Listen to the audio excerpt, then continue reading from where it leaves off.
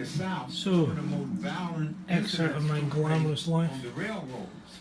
Now that I've were finished after repairing one railroads that garage, secured back to the some pretty decent jobs to as the home firemen garage, on these southern trains. where we have heavy And leakage, white workers armed themselves and the heavy and leakage is started caused by to the kill and fact that harass the these black workers original off the garage rail. floor foundations They were saying no job, is that quote, the N-word about an inch or for 2 black inches people. of All white concrete, people, real and the water just completely, when it gets soaked, the water table rises, seeps up through this pathetic ground, soaks everything. Bit at the front I replaced with 2 feet deep concrete. Of course it doesn't leak, it's like a nuclear bomb shelter. So today I'm throwing out all this old workbenches, which are really absolutely horrible. They're all gone now. And I will replace all the concrete along the edge there with at least 6 inches, maybe 12 inches. In fact, that whole damp area is about to be replaced, as is this crack up the wall there, a very, very nasty crack. So that should take me at least a week of unpaid, hard, arduous labour. So it's like deja vu here. So that's the slab cut. Take it all out, take away the masonry, mix it up, fill it in. Hopefully that'll work. If not, then we just keep going across the whole floor until we do finally solve the problem. Well, the question is, why would you build a garage floor like this of just like an inch or 2 of slab? Barely an inch or 2 of slab. And underneath all this rubble here is the idea that this improves drainage, because it doesn't. The water just comes up, because you see beneath this thin layer of rocks is just earth and mud. And when the water table gets wet, it just seeps up through there into the floor. And any crack in the floor means it gets waterlogged. Whereas the bit I've done, the 2 feet deep of concrete, nothing gets in there. So why did they do it? Is it just to save money? I mean, this slab isn't big enough for a greenhouse, never mind a garage. It's very odd. There must be a reason for it. Is it just money again? Curse of the world. Because they've just laid this slab on top of stone, granite stone. I thought it was rebar the way it was sparking on my saw, but it's actually just granite stone. But they've laid it, you've got bits of the slab, probably can't see that, but here's an example. Here, bits of the slab that are as thin as less than an inch, maybe half an inch of a slab. I mean, what a disaster. And the problem with repairing it is that you don't know how much to do, because the whole floor obviously is a massive task, but even with this cut bit, you've still got bits that narrow. You know, you've got a bit there to be 2-3 inches deep, fine. A bit that is less than 1 inch, that's going to be the bit that cracks.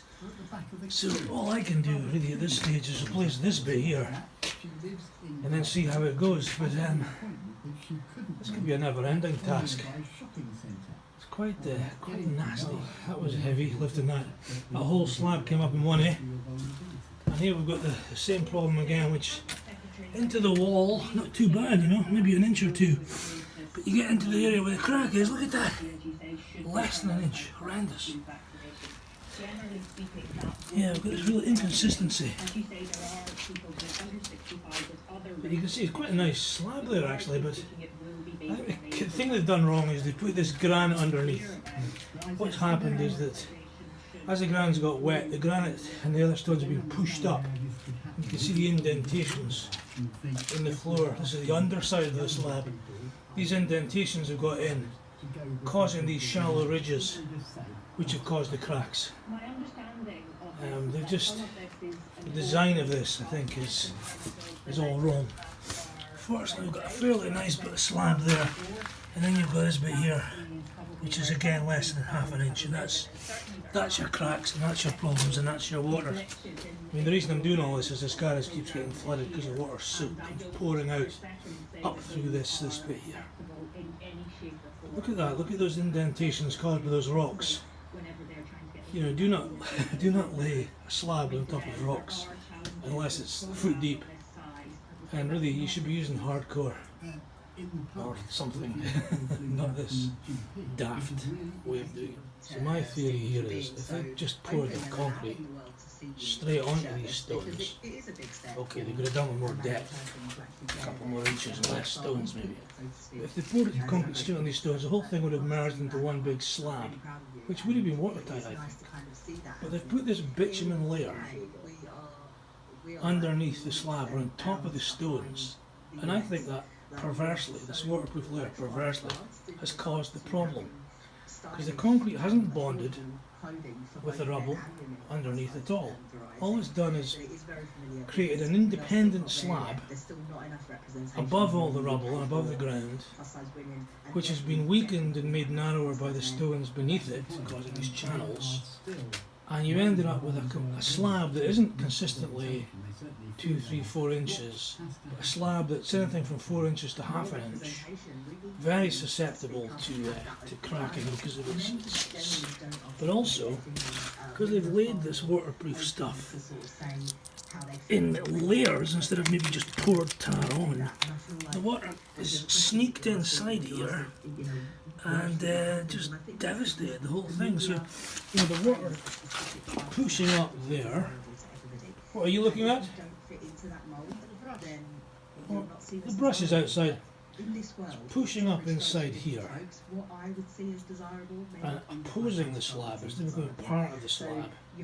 Is actually working against it, and I think that is the issue. This is the ultimate example of what I'm talking about. You've got like 2, 3, 4 inches of slab, all very nice, and then where the granite's been underneath it, the stones are underneath it, look at this, you know, like a couple of millimetres of slab. All looks great there, but here's your weak spot. Look at that, that is bizarre. And that's underneath, there's been a stone under there. That's on top. See, from the top you can't tell what's going on underneath, except it's getting wet. And then that's it, look at that. Astonishing. Sort of cowboy builder built something like that. So here we are, the worst of worsts. This is the worst of the slab, the narrowest centimetre slab. See, it's not so bad there, it's quite good actually. You get into the wall where the water's coming in from the sides perhaps, and it's just appalling, it's just hopeless. I'm going to cut all the way up there and see what's going on. It's a shame. So the bit under the concrete, this is it. This is a foot down, 6 inches down, quite a long way down. It's been raining for a couple of days, you can see the ground under here is absolutely soaking wet now. Some experiments, I just blocked up the drainage pipe that I made, poured in more water, and it's definitely got wetter. So the water's coming from beneath. It's a water table issue. As it gets really wet in the bit behind, I'll go around the bit behind.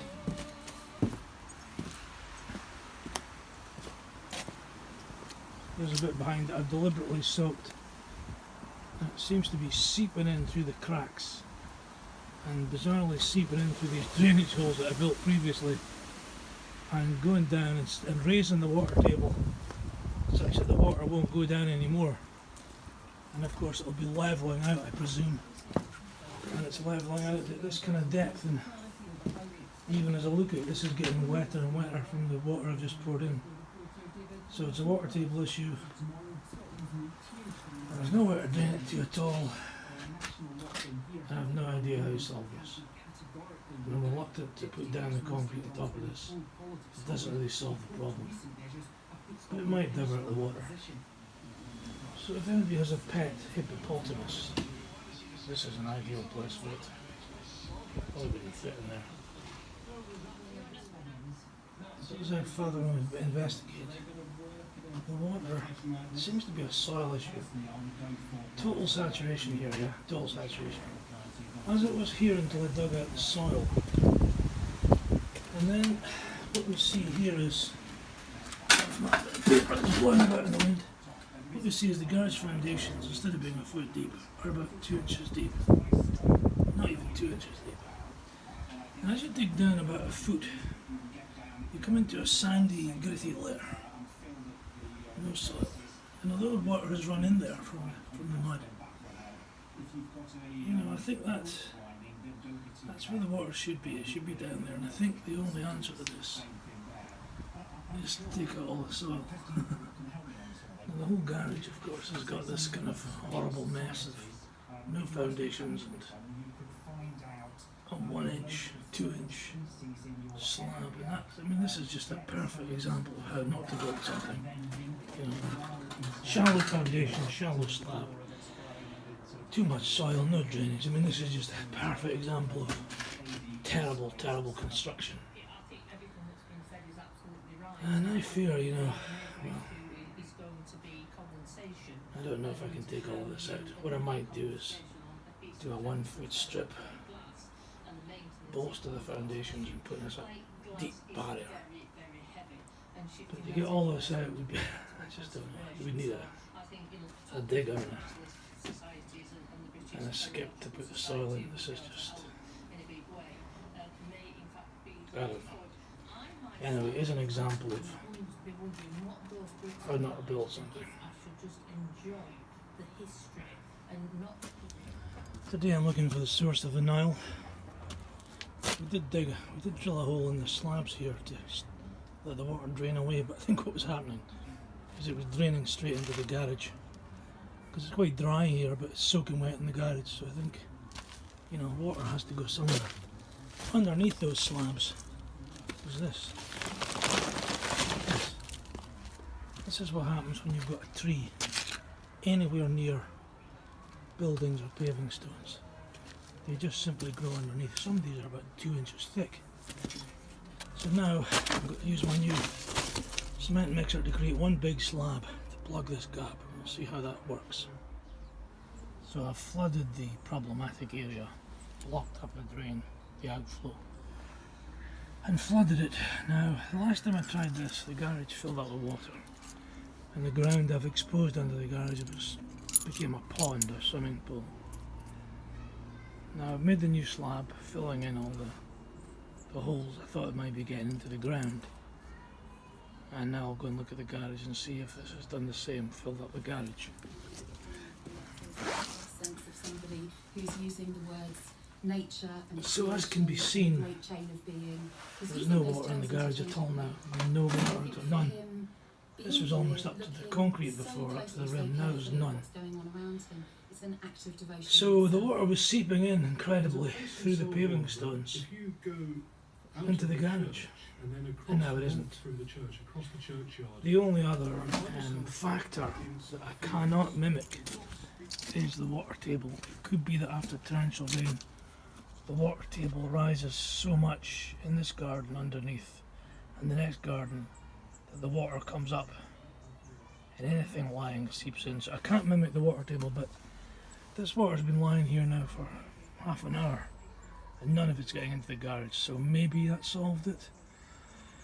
We won't know until the water table rises, until we get the next endless torrential rain, I suppose. So as I continue my repairs, if you ever see something like this in a building up there, you know that means that the building is in serious need of repair.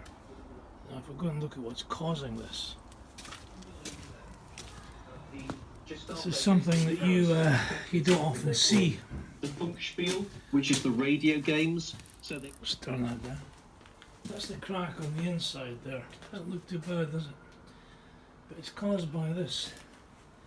If you look under there, the foundations of this garage are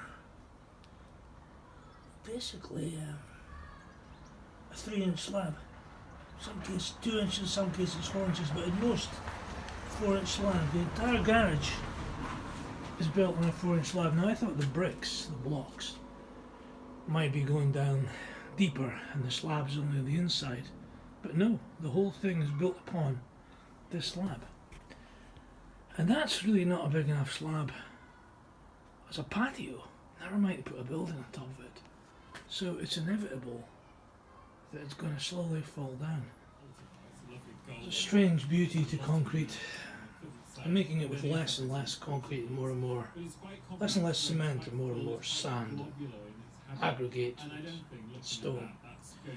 Gives it a nice creamy sort of browny sticky colour. It's a bit like gelatine in its constituency. It's very nice. Anyway, we're now beginning to see the end of this because 2 or 3 more cement mixers worth, and I'll have the base of this filled. And after that, all I've got to do is to go and buy some sand because the builder's aggregate I've got isn't good enough for a nice smooth top. So I'll be left with like a 2, 3, 4 inch slab to make. And I'll get some sand and I'll make that once I've filled in this with a couple more of those, and we'll be in business. On to the next thing. Thank God, get the garage tidy.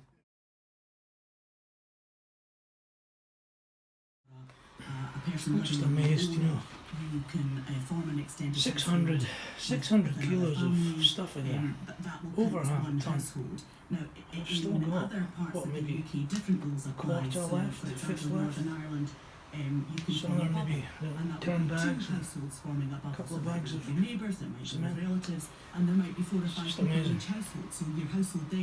Anyway, it'll last 1,000 years.